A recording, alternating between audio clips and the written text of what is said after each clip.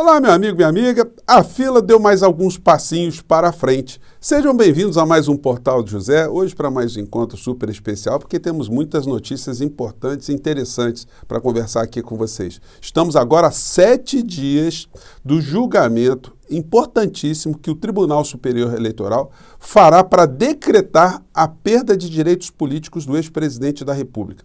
Como eu tenho sempre salientado aqui com vocês, esse será o primeiro passo por uma série de outras condenações que o ex-presidente da República sofrerá. Uma delas está acontecendo agora, que está mordendo o bolso do ex-presidente da República. Ele está com contas cada vez mais bloqueadas com ações apenas de um estado, o estado de São Paulo. Mas as transgressões que ele cometeu foram espalhadas ao longo dos últimos anos pelo Brasil inteiro. Ele tem mais de 500 processos contra ele. Vocês têm ideia que uma pessoa está nessa condição? Não é por outra razão que quando ele perdeu as eleições ele ficou deprimido, ele desapareceu porque a estratégia dele de buscar uma impunidade com outro mandato, foi por água abaixo. Ele ficou totalmente perdido, passou um tempo aí tentando assimilar o que estava acontecendo e a realidade está batendo agora à sua porta. E mais à frente, nós teremos outras repercussões no campo criminal e mais repercussões ainda no campo civil.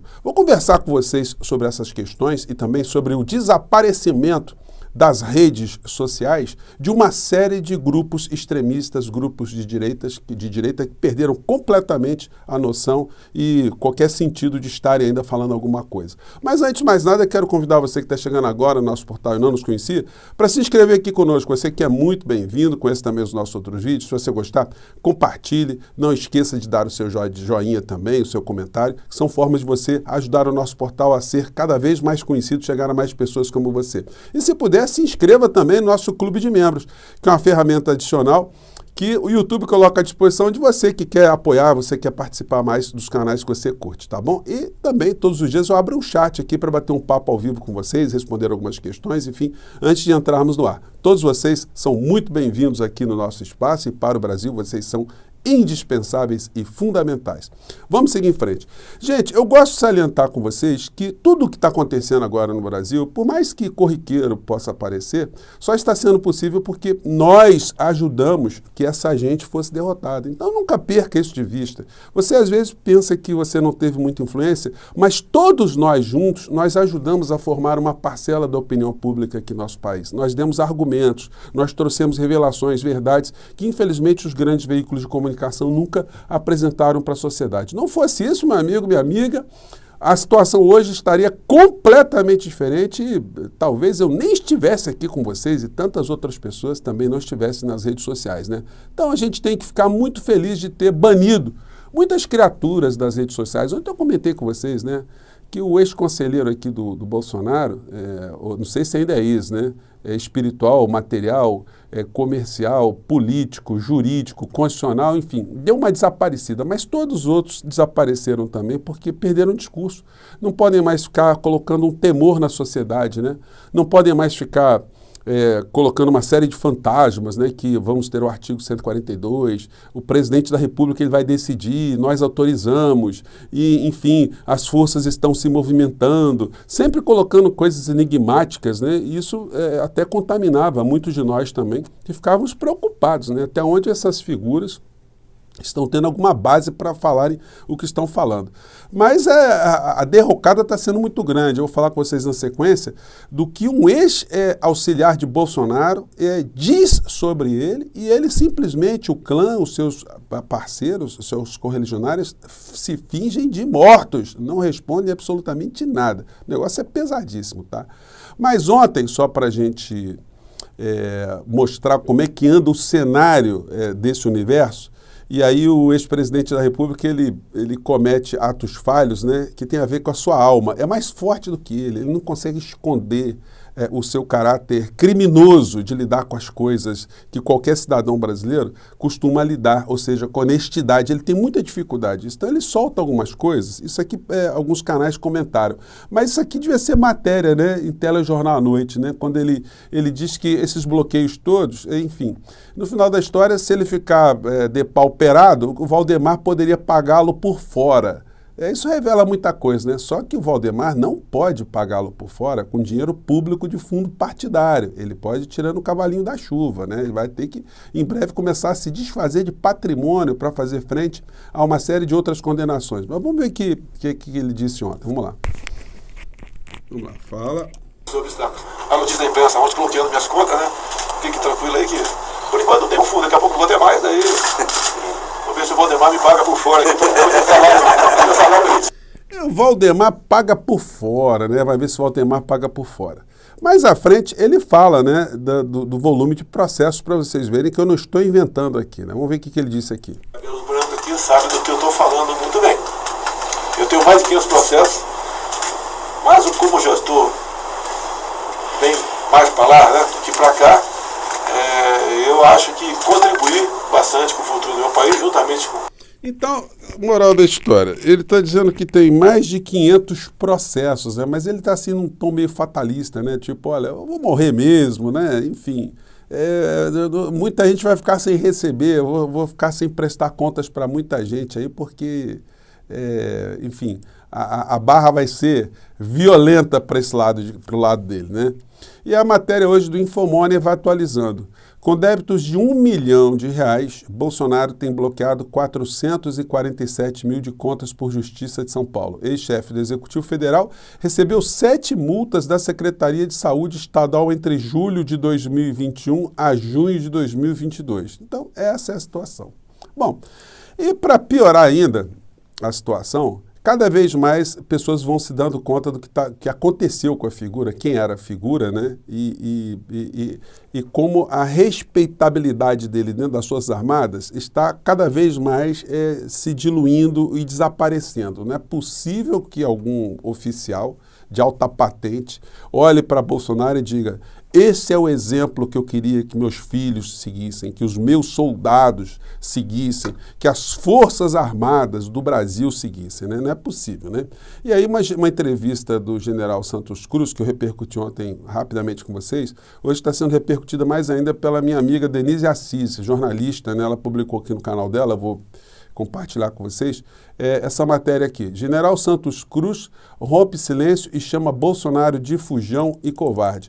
Mas não foi isso não, tá? Quando você lê a matéria toda, o Bolsonaro é chamado de covarde, canalha, criminoso, oportunista, fujão, fanfarrão e vergonha para o Brasil. Eu pergunto a vocês, tem o Nicolas Ferreira, o Carla Zambelli, enfim, os filhos tal, estão reagindo? O Bolsonaro está reagindo? Não, não tem o que reagir, né? Então, e o general Santos Cruz, ele tem voz dentro do oficialato de reserva, dentro da reserva, né? Dentro das pessoas que estão dentro das forças, até porque foi um homem de linha de frente, né? Que ele no Haiti, comandando tropas lá, né? E a situação lá não foi das mais fáceis, né? Então, enfim, ele é uma pessoa que, nesse quesito, ele tem uma respeitabilidade dentro das forças, né? E até porque ele, apesar de ser um homem de direita, um conservador, ele é um cara com posições sóbrias, né? Ele mostra que você, sendo de direita, você pode ter caráter, você pode ter honra, você pode ter, enfim. O que diferencia uma pessoa de direita de esquerda nesse particular, né, é apenas a sua visão de mundo. Bom, em relação à visão de mundo, nós todos aqui, nós podemos nos orgulhar, né? Porque nós estamos com a visão de mundo que sempre aponta para uma melhoria concreta. A gente não ficou sequestrado, né? Com tanto tempo que nós tivemos de bombardeio aqui no nosso país, a acreditar nas mesmas ideias que esse povo da direita, esses extremistas acreditam, nessas situações fantasiosas. E uma delas tem a ver com o problema da terra aqui no nosso país, que está sendo muito debatido lá nessa CPI do MST.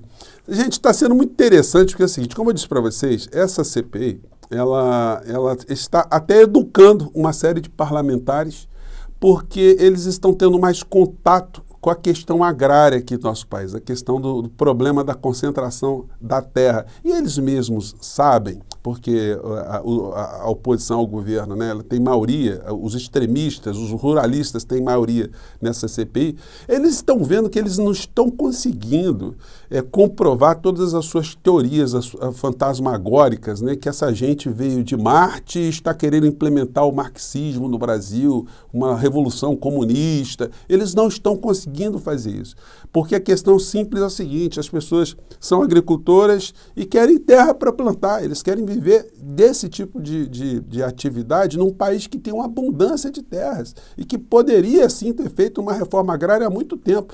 E essa CPMI, no final da história, vai até conscientizar essas pessoas que o Brasil precisa mesmo fazer uma reforma agrária. E o governo federal precisa entrar de sola, aproveitar essa história que está acontecendo, para jogar mais luzes e ajudar a ter apoio para que nós tenhamos mesmo uma reforma agrária no nosso país, para que a gente acabe com um MST, não pela violência, mas pela justiça social. E ontem aconteceu um episódio, gente, que eu acompanhei aqui, foi muito interessante. Eu peguei aqui uma fala do professor José Geraldo, na CPMI da UNB. E a deputada Caroline de Tone veio com uma série de argumentos, de artifícios, de estatísticas, né, para mostrar, para reforçar as crenças dela de que nós estamos diante de bandos de criminosos, né, sanguinolentos e que querem tumultuar o nosso país e não um direito social. E aí eu pensei a seguinte fala para compartilhar com vocês. Vamos lá. É isso que a gente tem constatado desses movimentos. A gente só vê. Enfim, ela falou aqui no final, né, como é que foi a fala dela, mas eu acho que daqui para a fala do professor José Geraldo. Cognição também. Eu não tenho como discutir com a deputada, porque a sua visão de mundo, a sua percepção como cosmovisão, só lhe permite enxergar o que a senhora já tem escrito na sua cognição. Então a senhora vai ver, não é o que existe, mas é o que a senhora recorta da realidade. A realidade é recortada por um processo cognitivo de historialização. Então, eu não posso discutir um tema que contrapõe visão de mundo, concepção de mundo, entendeu? Eu vejo outra coisa. A senhora vê isso. É esse o debate que está aqui, né? Eu fico pensando assim, a senhora fala desse povo todo, né? Eu fico pensando, eles aqui assistindo essa reunião, né? Assistindo essa reunião. Em função das assembleias que o senhor viu, todo mundo fala, todo mundo... como é que eles representam na cognição deles o civilizado de uma reunião como essa, que discute questão de ordem, que discute o deputado está obstruindo, não sei o quê. São referenciais, né, que significam que o real não é aquilo que existe, mas é a representação que a gente faz no como a gente vê. Paciência, né? Por isso que há pluralidade de concepções de mundo, né? Ela, por exemplo, ela viu o marxismo. O governador viu teologia da libertação, não foi? Não vi isso, né? Não vi isso. Mas eu agradeço, deputado. Eu vou mudar o meu foco de visão para enxergar essa percepção. Só pedir para ver as estatísticas concretas do DOR, do TCU, do INCRA, estatísticas reais e não do segundo subjetivo. Não, ele me ofendeu, presidente, ele me ofendeu, com todo respeito. Ele me ofendeu.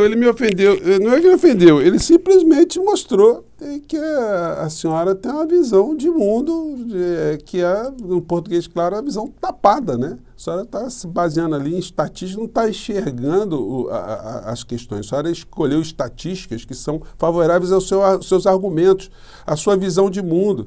E aí, como disse o professor, é muito difícil você discutir com uma pessoa que tem esse arcabouço todo já sedimentado, né?